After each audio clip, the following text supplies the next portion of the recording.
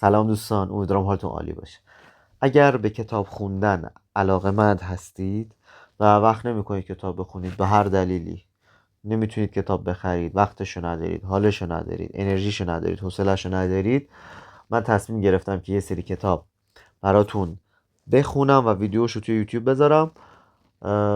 با شعر شروع میکنم، چند تا کتاب شعر میخونم و اگر حالا دوست داشتید میتونید برید مجموعه اشعار و گزینه اشعار شاعرها رو تهیه کنید و خودتون بخونید و بعد از این که حالا چند تا مجموعه شعر بخونم سراغ داستان‌های کوچیک و داستان‌های کلاسیک ایرانی خواهم رفت. اولین شاعری رو که انتخاب کردم آقای حسین منزوی، غزل سرای بسیار درجه یک و معاصره. اگر اشعارشون رو نخوندید به نظرم حتما بخونید. بریم سراغ اشعار آقای منزوی. بیشتر آقای منزوی هم غزل سروده. کتاب گزینه اشعار از آقای حسین منزوی و انتشارات نگاه هست. قیمتش هم بهتون میگم چون تازگی این کتاب رو خریدم. چاپ دوم مهر 1403. قیمتش رو هم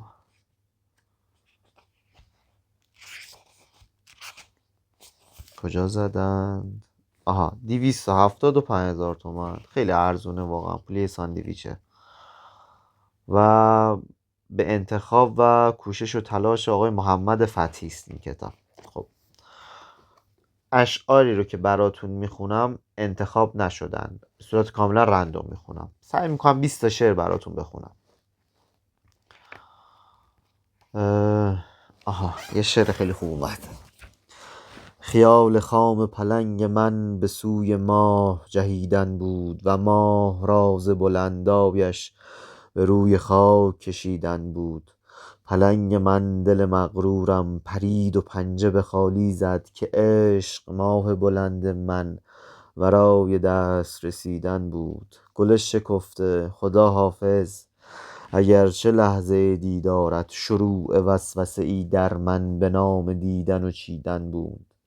من و تو آن دو خطیم آری موازیان به ناچاری که هر دو باورمان ز آغاز به یکدیگر نرسیدن بود. اگرچه هیچ گل مرده دوباره زنده نشد، اما بهار در گل شیپوری مدام گرم دمیدن بود. شراب خواستم و عمر من شرنگ ریخت به کام من. فریب کار دغل پیشه بهانه اش نشنیدن بود. چه سرنوشت غم انگیزی که کرم کوچک ابریشم تمام عمر قفس می بافت ولی به فکر پریدن بود. خب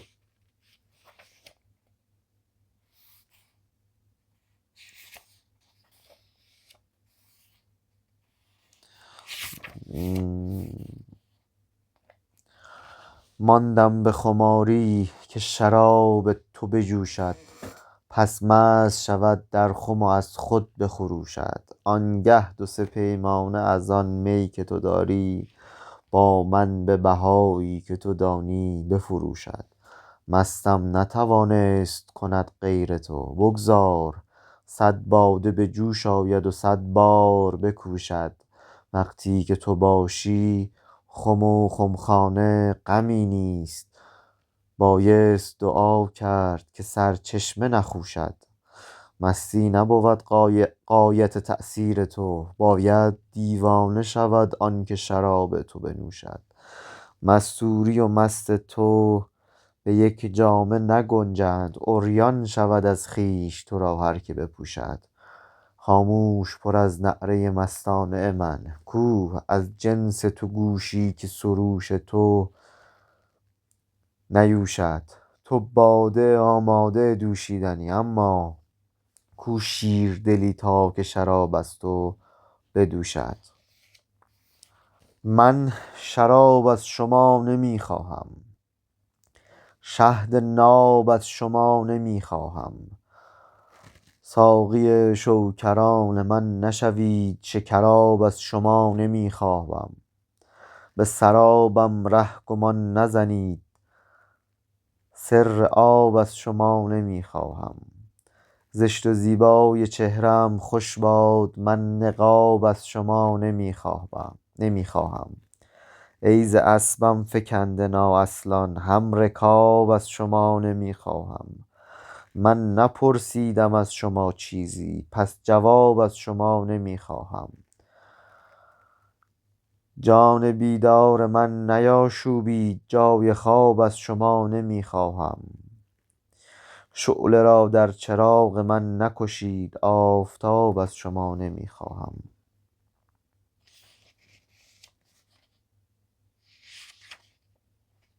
یه شعر خیلی خوب، شعر عاشقانه خیلی درجه یک.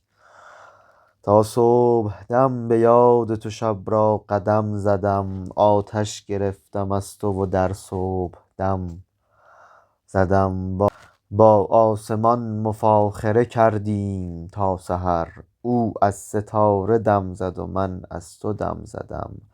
او با شهاب بر شب تب کرده خط کشید، من برق چشم ملتهبت را رقم زدم.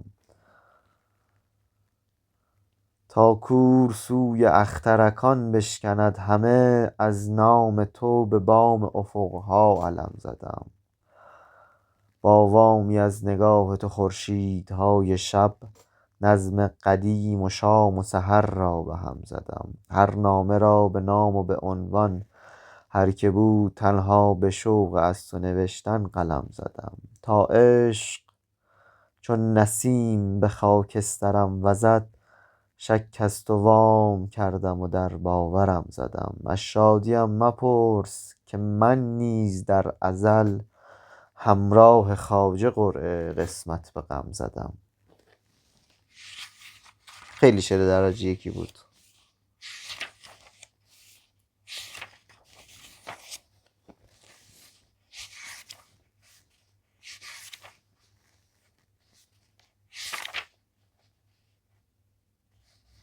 یه شعر به نظرم خوب پیدا کردم. دریا نبودم اما طوفان سرشت من بود، گرداب خویش گشتن در سرنوشت من بود. چون موج در تلاطم در ورطه زنده بودن، هم سرنوشت من بود هم در سرشت من بود. تعلیق اگرچه سخت است اما گریختم من از خویشتن، که با خود برزخ بهشت من بود. تنها نه خود در افلاک بر خاک هم همیشه، از میوه های ممنوع عصیان خورشت من بود. ناچار ساختم با هر دو که عقل و عشقم، چون پر و پای طاووس زیبا و زشت من بود. جز سرنوشت محتوم در وی ندیدم، آری در پیری و جوانی آیینه خشت من بود. خونم اگر نبارید شعر تری نرویید، در دیمزار عمرم این کار و کشت من بود.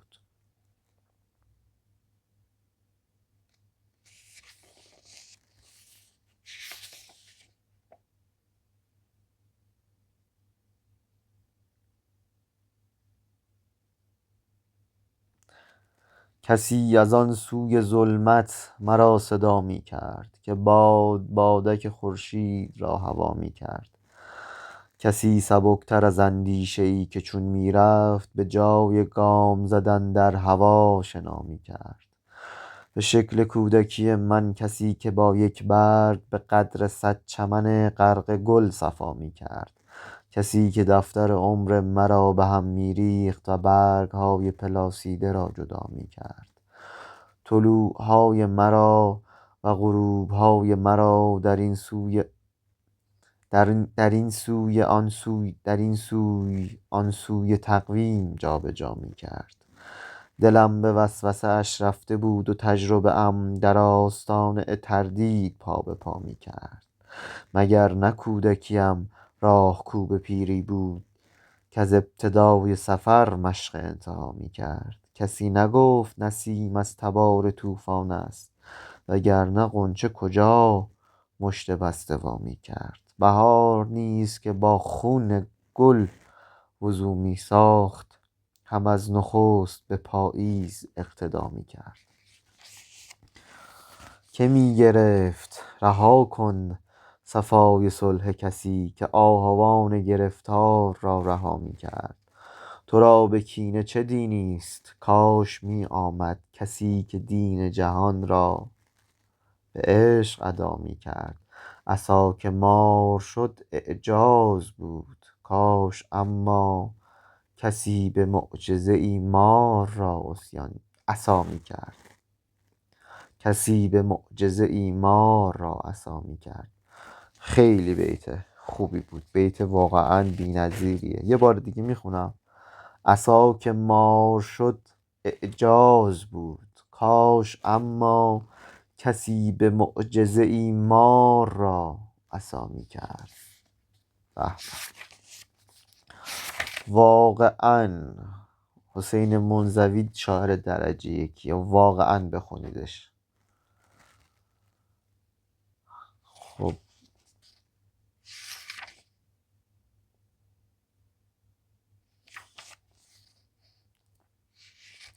یه شعر عاشقانه درجه یک دیگه. سلام آینه آفتاب زاده من، صبیح جبهه فروز جبین گشاده من. اتاق را همه خورشید می کنی هر صبح، سلام آینه روی رف نهاده من. همه کدورت پیچیده در تو نقش من است، مگر نه آینه ای تو زلال ساده من. چه ترکیب خوشگلی، زلال ساده. به برگ های گل از تو غبار روبم، اگر خزان امان دهدم هست این اراده من. فرشته عشق نداند که گفت اینک تو، فرشته همه هستی به عشق داده من. تو را چه کار که سرو ایستاده می میرد، همیشه سبز بمان سرو ایستاده من. به تو رسیدن و ماندن خوش است خانه عمد، نهایت سفر ای انتهای جاده من. خیلی شعر خوبی بود.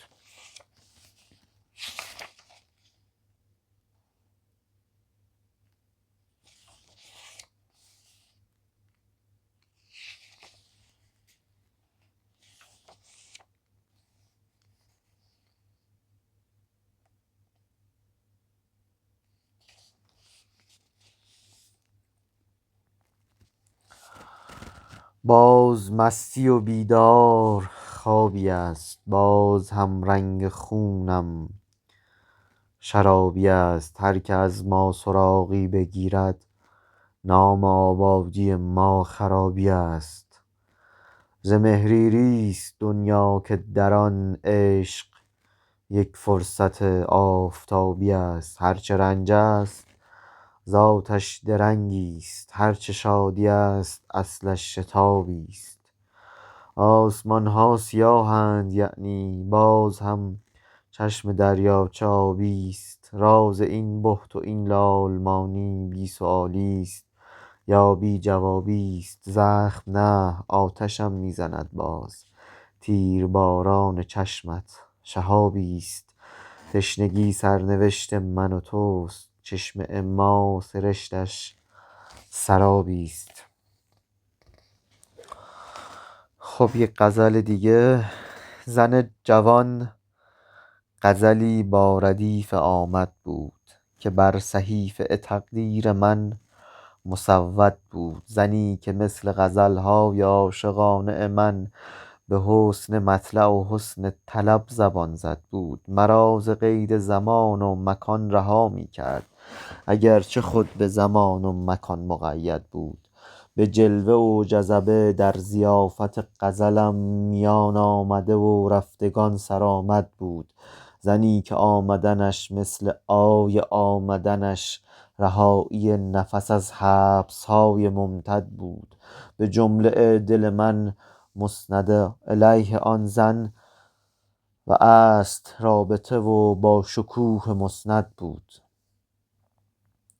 میان جامع عریانی از تکلف خود خلوص منتزع و خلسه مجرد بود. زن جوان نه همین فرصت جوانی من، که از جوانی من رخصت مجدد بود. دو چشم داشت، دو سبز آبی بلا تکلیف، که بر دوراهی دریا چمن مردد بود. به خنده گفت ولی هیچ خوب مطلق نیست، زنی که آمدنش خوب و رفتنش بد بود.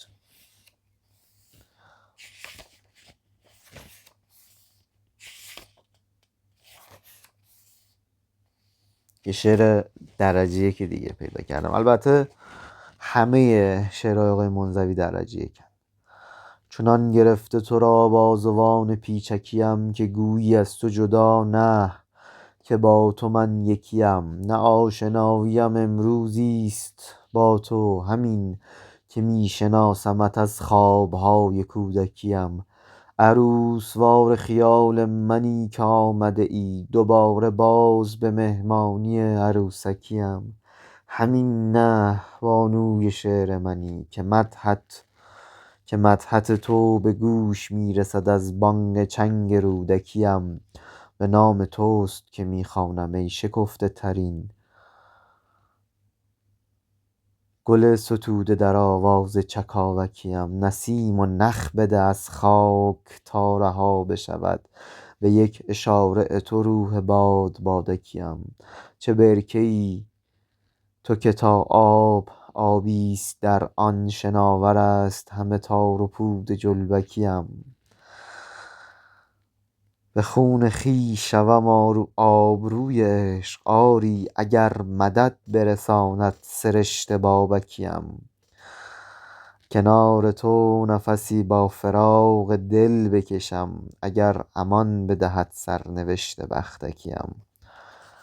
خیلی شعر خوبیه. حالا من چند تا نکته توش بگم. تو بیت آخر توی مصرع اول میگه کنار تو نفسی با فراق دل بکشم. اگر تو کنارم باشی خیلی راحت نفس میکشم، اگر امان بده سرنوشت بختکیم. حالا نمیدونم بختک رو تجربه کردید، وقتی روی سینت قرار میگیره باعث میشه تو نفس نکشی توی همون عالم خواب، و میگه من سرنوشتم بختکی و تو اگر در کنارم باشی خیلی راحت نفس میکشم.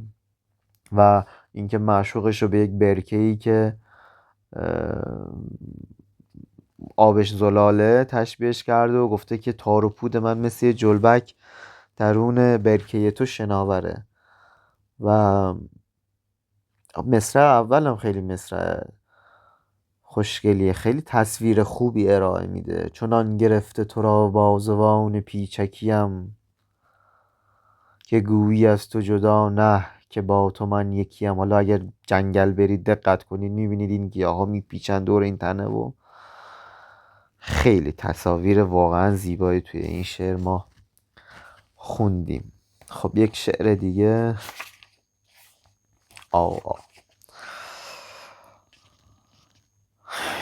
فکر میکنم شعر خوبیه. نشکنی ای کوزه سفالی عاشق، شیشه عمر منی نه آینه ادق. شیشه عمر منی و در کف معشوق، شاهد مهر منی و شاهد صادق. ساخته دست های پینه و تاول، سوخته کوره های بغض دقایق. کوزه من ای به روی سینه سرخت، خون گل آمیخته به داغ شقایق. در تو به تلخی گریستم من و اکنون پر شده ای از طنین گریه حق حق. پیک منی سوی دوست تا برسانی، دم به دم از من به او پیام موافق. تا که به چشمش کشی مرا و بمانی، نشکنی ای کوزه سفالی عاشق.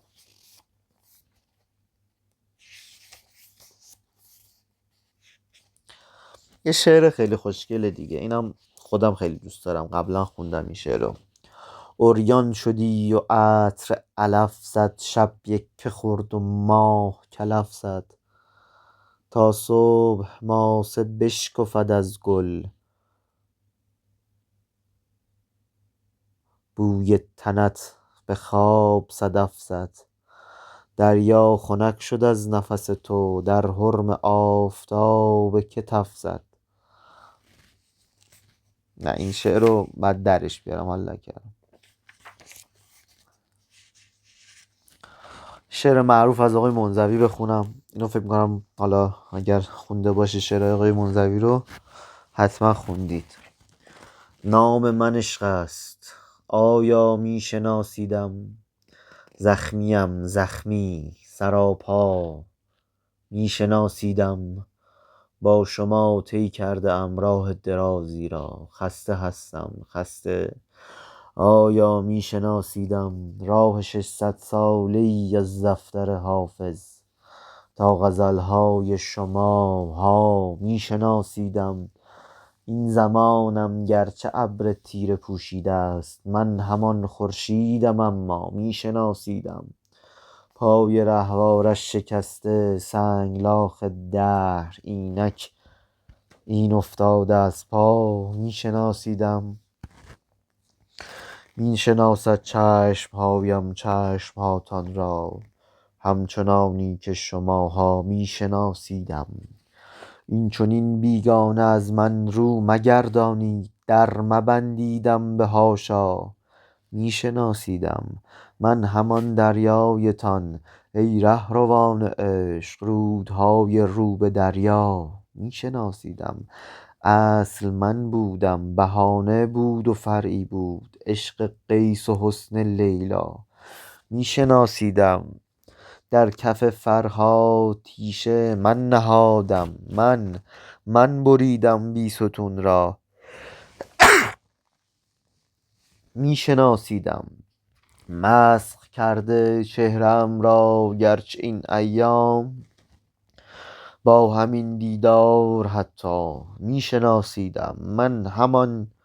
من همانم مهربان سالهای دور، رفتم از یادتان یا میشناسیدم. شعر خوبی بود. یه شعر بی‌نظیر، خیلی درجه یک، خیلی درجه یک. یه شعری که واقعا ما این رو در اون ایام دیماه زندگی کردیم.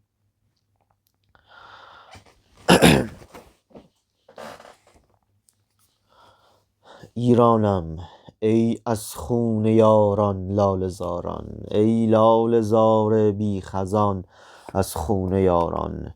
ایرانم ای معشوق ناب، ای ناب نایاب، وی عاشقانت بی شمار بی شماران.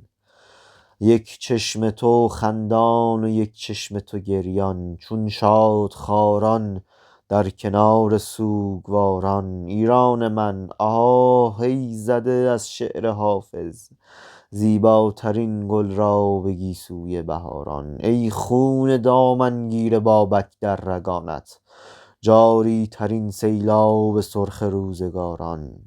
جاری ترین سیلاب سرخ روزگاران، جاری ترین سیلاب سرخ روزگاران. ما واقعا این مصرع رو زندگی کردیم. پیش بهار تو بهشت از جلوه افتاد، ای باغها پیش کویرت شرمساران. ای رودهایت ره شناسان رسیدن، و از شوق پیوستن به دریا بیقراران. ایران من لختی بمان تا باز پیچد، در گوشت آواز بلند سربداران. لختی بمان تا آن سواران سرآمد، همراهیت را سر برآرند از غباران. شعر درجه یکی بود واقعا. در مورد سربداران هم من یه توضیح بهتون بدم، حالا چون من آدم سبزواریم. در اون تاریخی که مغول‌ها به ایران حمله میکنن و در واقع میگیرن همه جای ایران رو، مردم در سبزوار، مردم بومی و روستایی ها علیه مغول‌ها در واقع قیام میکنن و شعار قیامشون و ایدئولوژیشون این شعار هست: سر به دار میدهیم، تن به ذلت نمیدهیم، و حکومت سربداران تشکیل میشه و مغول ها رو خارج میکنن از خاک ایران. حالا اگر وقت شد در آینده ویدئویی هم در مورد همین موضوع خواهم ساخت. خب یک شعر دیگر پیدا کنیم. یه شعر خیلی خوشگله این شعر، اینو چون قبلا خوندم، واقعا یه شعر عاشقانه است برای همراهتون، پارتنرتون، همسرتون، دوست دخترتون. اگر این شعر رو بفرستید واقعا اصلا 1000 برابر بیشتر عاشقتون میشه. خیلی شعر خوشگلیه، خیلی تصاویر خیلی زیبایی داره توی این شعر. شکوفه های هلو رسته روی پیرهنت، دوباره صورتی است باغ تنت. یک بیت اینجا سانسور شده متاسفانه، نه منم حالا ندارمش بخونم براتون. دوباره خواب مرا میبرد که تا برسم به روز صورتیت، رنگ مهربان شدنت. چه روزی، چه روزی که هر نسیم وزید گلی سپرد به من پیش رنگ پیرهنت. چه روزی، چه روزی که هر پرنده رسید نوکی به پنجره زد پیش باز در زدنت. تو آمدی و بهار آمد و درخت هلو شکوفه کرد دوباره به شوق آمدنت. چقدر این بیت زیباست، چه تصویر زیبایی ارائه میده. تو آمدی و بهار آمد و درخت هلو شکوفه کرد دوباره به شوق آمدنت. یه معشوق من اومده، درخت هلو از شوق اومدن اون شکوفه کرده.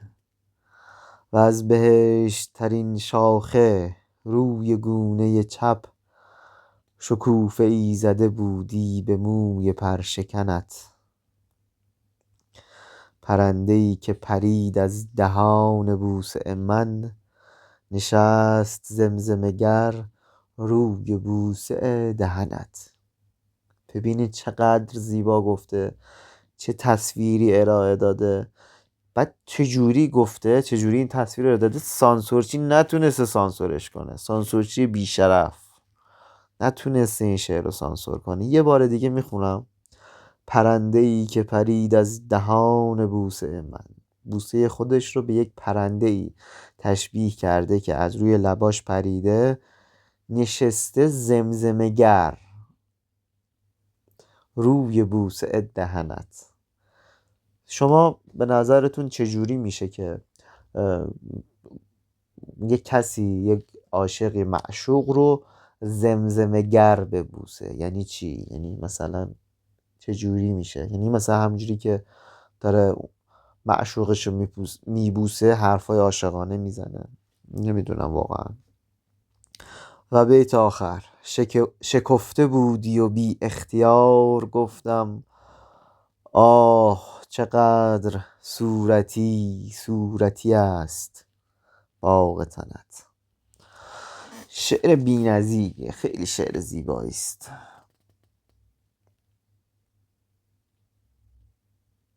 خب یه شعر میخوام براتون بخونم، حالا این غزل بعدی است.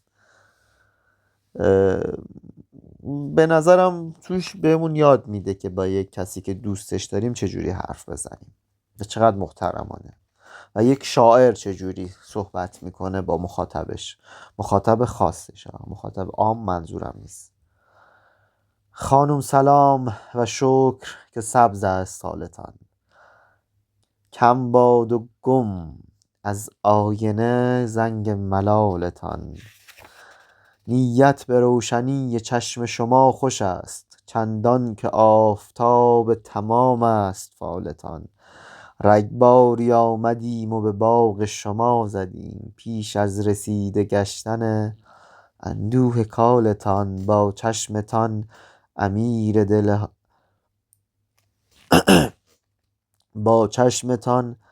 امیر دلهای غارتی، عشق آنچه می برید غنیمت. عشق آنچه می برید غنیمت، حلالتان.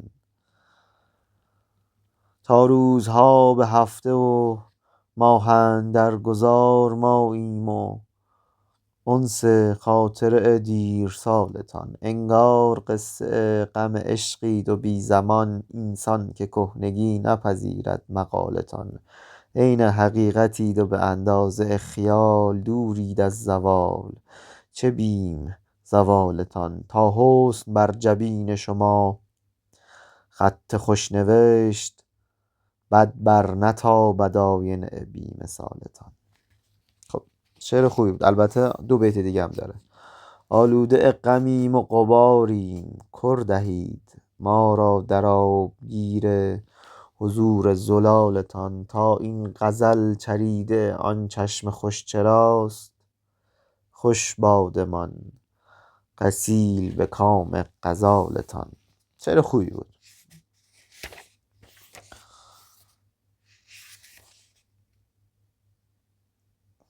خب در مورد بیخوابی این شعر، حالا الان فکرم ساعت 5:06 صبح من دارم ویدیو رو ضبط میکنم، نخوابیدم. اگر شما هم دارید نصف شب این ویدیو رو نگاه میکنید براتون مناسبه. عطر تو تراود مگر از بسترم امشب، که این گونه گریزان شده خواب از سرم امشب. چون تشنه پس از وصلت دریا و چه کوتاه، از هر شب دیگر تک و تنها ترم امشب. بیدار نشستم که غمت را چو چراغی، از شب بستانم به سحر بسپرم امشب. این گونه مضاعف شده ظلمت که من ای دوست از دولت یاد تو شبی دیگرم امشب. ای کاش پریوار فرود آیی از آفاق، یا آن که دهد سحر تو بال و پرم امشب. چقدر خوشگل، چقدر خوشگل این بیت. ای کاش پریوار فرود آیی از آفاق، مثل پری بیای از آسمون. تنها بوده دیگه. تا پیشتر از آن که شوم سنگ در این شب، رخت خود از این مهلکه بیرون برم امشب. اشکت چه شده ای چشم که آن برق شهابی، شعری شده آتش زده در دفترم امشب. حالا با خودشم در واقع خیلی ناراحت نیست، میگه گریه مریه نکن دیگه. حالا این باعث شده که همچین شعری بنویسم.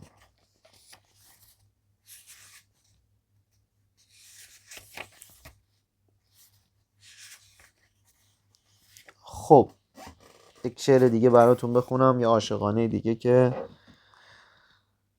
یاد بگیرید چجوری باید در مورد معشوقتون صحبت کنید، باهاش چی باید بهش بگید. فرشته پیش تو از خود فرود می آید، برابر تو فلک در سجود می آید. خود آفتاب ز اوجش چو ذره، رقص کنان به جذبه در قدم تو فرود می آید. رهایی است حضورت که در حضور تو دل، رها ز وسوسه هرچه بود می آید. یکی شدن به دلم هست با تو ای دریا، تو سینه بگشای اینک که رود می آید. چقدر تصویر زیباییه. این پیوستن رودخونه به دریا رو چقدر عاشقانه گفته. نماز من همه آن دم بود که قامت تو به رقص در مه جادو چو دود می آید. میگه من نمازم میخونم، آدم نمازخونیم، ولی وقتی که قد تو به رقص، قامت تو به رقص در مه جادو، یه مه جادویی است، مثل دود داره میاد. دیدید مثلا عود روشن میکنید، حالا چون شما قطعا سیگاری نیستید دیگه، سیگار نمیکشید و سیگار خوب نیست، این دود اینجوری میره بالا، این رقص اینجوری داره، واقعا تصاویر عجیبی رو ارائه میده توی شعرش آقای منزوی. یقین خیال صدایت گذشته در خوابش، که از ستاره صدای سرود می آید. چه تصویری. کلام می شدم ای کاش در تکلم تو، که چون کتاب خدا از خلود می آید. ز باغ پیرهن تو گذشته است نسیم، چنین که خوش نفس و مشک سود می آید. میگه یک نسیمی داره میاد خیلی خوشبوه، حتما از باغ پیرهن تو گذشته، از تو رد شده و پیرهنت اینجوری باد خورده. اشارتی کن و بنگر که چون به سوی تو جان، گذشته از همه بود و نبود می آید. دلم به آمدنت مشت زد به سینه که آه، همان که خواهدم از تو ربود می آید. شعر خوبی بود، شعر خیلی درجه یکی بود و تصاویر خیلی زیبایی رو داشت به نظر من. خب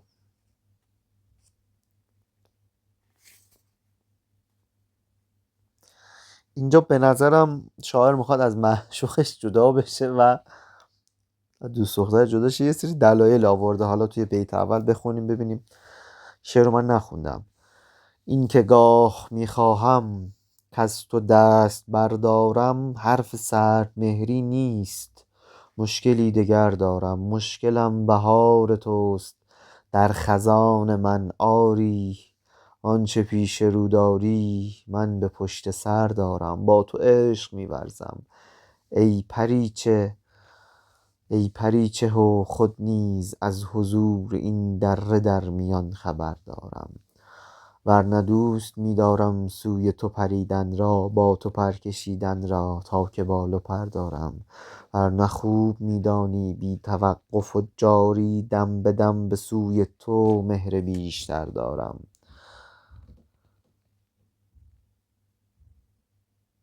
سیر انفس و آفاق نیست جز تماشایت، جاودانه باد این سیر تا سر سفر دارم. روی هرچه میخواهم سایه تو افتاده است، یعنی این که یک سودا با هزار سر دارم.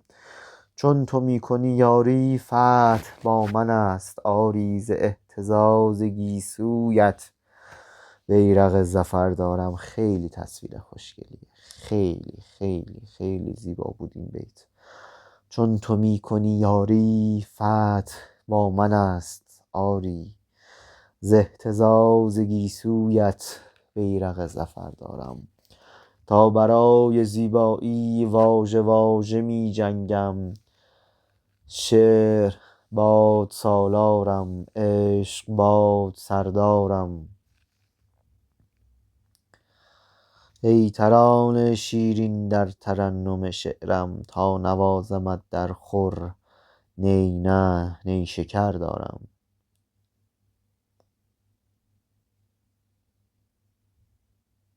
شعر خوبی بود.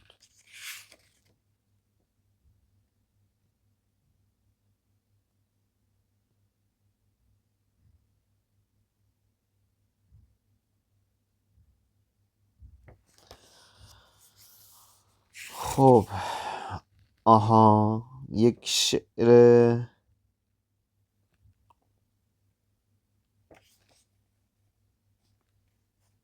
شعر زیبای دیگه. دوستم بدار ای زن، ای زن بهارآمیز، خرمن گل سرخم روی دامن پاییز. ای زن بدیع، ای بکر، ای همیشه هر کارت دلبسند، دور از ذهن دلکش شگفت انگیز. ای گل تمام ای یار، ای دمیده پیشت خار، هر بنفشه نوخط هر شکوفه نوخیز. ای زن درخشان تر، ای بلورها یک سر، در شعاع الماست بی درخشش و ناچیز. کج کنم مریضت را تا چه وقت خواهی داشت، ای به ناز و تمکینت کرده آتش من تیز. بی گمان شتاب من حرم آفتاب من، آب می کند روزی برف های این پرهیز. روز آن که خواهم گفت با تو، آه عشق آمد و در زد میزبان ما برخیز. تا من و تو عشقیم بی هراس و دور از بیم، خیز و می به ساغر کن، خیز و گل به بستر ریز، روی سینه ام خم شو. لعل ریز و بازی کن، خوب ترک تازی کن، باد و گیسوی شبدیز. مثل باز خوشوقتی گه به شانه‌ام بنشین، مثل طوق خوشبختی گه به گردنم آویز. دیر و زود دارد این سوز و سوخت، اما نه، وقت و عشق در راهند، وین تو دانی و من نیز.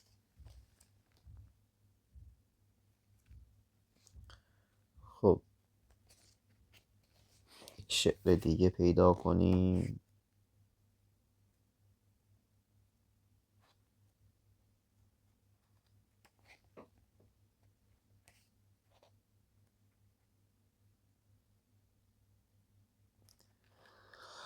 شعر خیلی خوشگل میخوام براتون بخونم. بعد اون موقع قدیما شاعرها به کسانی که دوست داشتن، به معشوقشون نمیگفتن نود بده، این بیتو میخوندند. ببینید چقدر تصویر جذابیه. ز باغ پیرهنت چون دریچه ها وا شد، بهشت گم شده پشت دریچه پیدا شد. چقدر زیبا گفته. ز باغ پیرهنت چون دریچه ها وا شد، بهشت گم شده پشت دریچه پیدا شد. رها ز سلطه پاییز در بهار اتاق، گلی به نام تو در بازوان من وا شد. چقدر زیبا. رها ز سلطه پاییز در بهار اتاق، گلی به نام تو در بازوان من وا شد. به دیدن تو همه ذره های من شد چشم، و چشم ها همه سر تا به پا تماشا شد. بعد که نود رو میفرسته این اتفاق میفته. به دیدن تو همه ذره های من شد چشم، همه هر چی داشتم شده چشم، و چشم ها همه سر تا به پا تماشا شد. تمام منظره پوشیده از تو شد، یعنی جهان به یمن حضورت دوباره زیبا شد. زمانه ریخت به جامم هر آنچه تلخانه، به نام تو که در آمیختم گوارا شد. فرشته ها تو و من را به هم نشان دادند، میان زهره و ماه از تو گفتگوها شد. دوباره طوطی که شوکرانی شعرم، به خنده خنده شیرین تو شکرخا شد. شتاب خواستنت این چنین که می بالد، به دوری تو مگر می توان شکیبا شد. امیدوار نبودم دوباره از دل تو، که مهربان بشود با دل من، اما شد. تنت هنوز به اندازه‌ای لطافت داشت، که گل در آینه از دیدنش شکوفا شد. قرارنامه وصل من و تو بود آن که به روی شانه تو با لب من امضا شد. به روی شانه تو با لب من امضا شد. در آخرم شونه معشوقش رو میبوسه و قرارنامه وصلشون بوده. شعر خیلی خوبی بود، واقعا شعر جذابیه.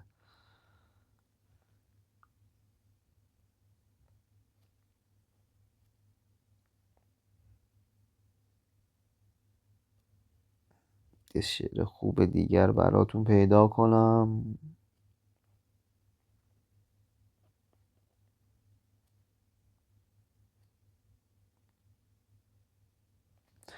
یک شعر عاشقانه. همواره عشق بیخبر از راه میرسد، چونان مسافری که به ناگاه میرسد. وامی نهم به اشک و به مژگان، تدارکش چون وقت آب و جاروی این راه میرسد. اینت زهی شکوه که نزدت کلام من، با موکب نسیم سحرگاه میرسد. با دیگران نمی نهدت دل به دامنت، چندان که دست خواهش کوتاه میرسد. میلی کمین گرفته پلنگانه در دلم، میلی کمین گرفته پلنگانه مثل پلنگ توی دلم، تا آهوی تو کی به کمینگاه میرسد. هنگام وصل ماست به باغ بزرگ شب، وقتی که سیب نقره‌ای ماه میرسد. شاعر دلت به راه بیاویز و از غزل طاقی بزن خجسته که دلخواه میرسد. شعر زیبایی بود. شعر دیگه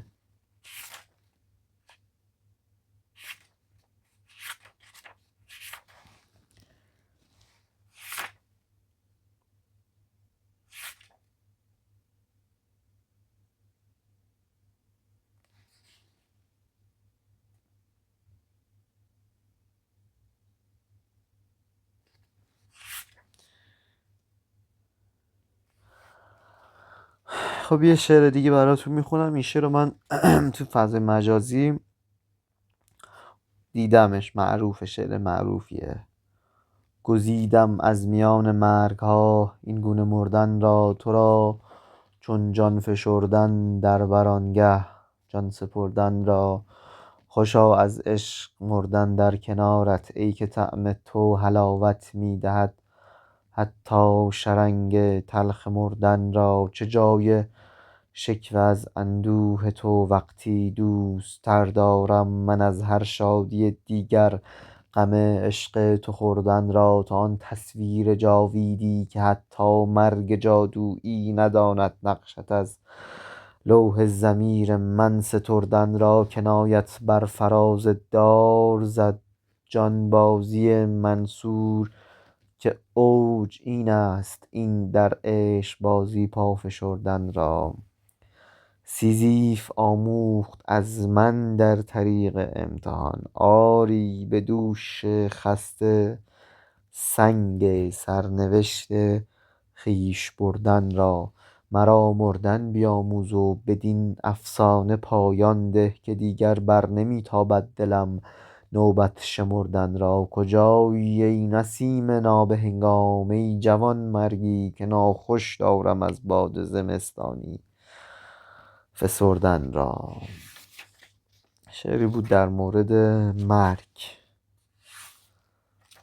دیگه یک شعر دیگه در مورد مرگ دیگه نمیخونم اینو دلتون سیاه نشه. یک شعر دیگر.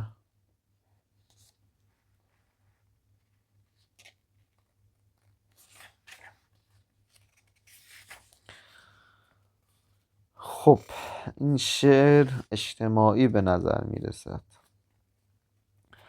آمد غروب و باز دل تنگ من گرفت، همچون دل غریب برای وطن گرفت. در جستجوی جوهر آن حسن گم شده، از بام و در دوباره سراغ حسن گرفت. خاکستر حریق افق بر دلم نشست، آیینه شکسته غبار محن گرفت. مرگ آنقدر به زندگیم عرصه تنگ کرد تا جای و جامه حالت گور و کفن گرفت. در راه بود موکب گلها که ناگهان پاییز بی امان به شبیخون چمن گرفت. آن آبشار همه افتاد از خروش، وان جویبار زمزمه لای و لجن گرفت. ای آسمان چه جای عقابان تیزپر، کز تنگ عرصه ات دل زاغ و زغن گرفت. فریادها به گریه بدل گشت در گلو، زین بغض دردناک که راه سخن گرفت. خب اینم شعر خوبی بود. یک شعر دیگر هم اگر براتون بخونیم.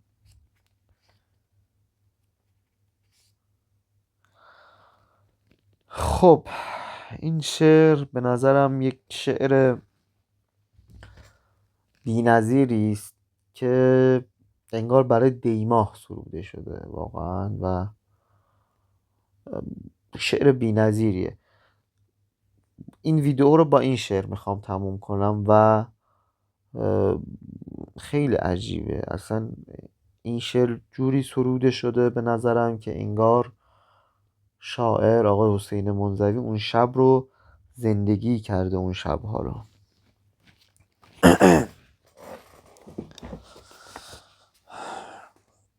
آیا چه دیدی آن شب در قتلگاه یاران؟ چشم درشت خونین ای ماه سوگواران. از خاک بر جبینت خورشیدها شتک زد، آن دم که داد ظلمت فرمان تیرباران.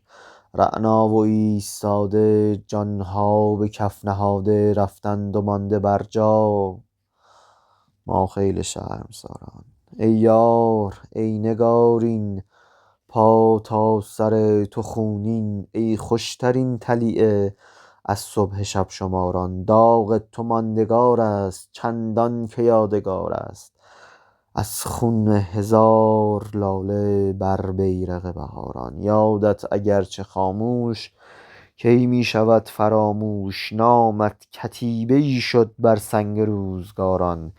هر عاشقی که جان داد در باغ سروی افتاد، بر خاک و سرخ تر شد خوناب جویباران.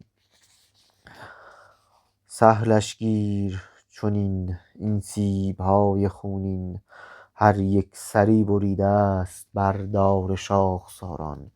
باران فرو نشسته است اما هنوز در باغ، خون چکه چکه ریزد از پنجه چناران. باران خون و خنجر گفتی و شد مکرر، شاعر خموش دیگر باران مگو بباران.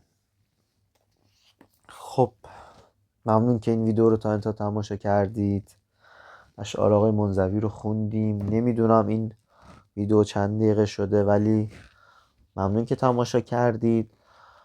سعی میکنم که از شاعران دیگه هم براتون ویدیو بذارم و بعدش هم برم سراغ رمان‌های کوتاه. اگر داستانی مد نظرتونه، کتابی مد نظرتونه، شاعری رو دوست دارید و شعرهایی رو دوست دارید، حتما برامون کامنت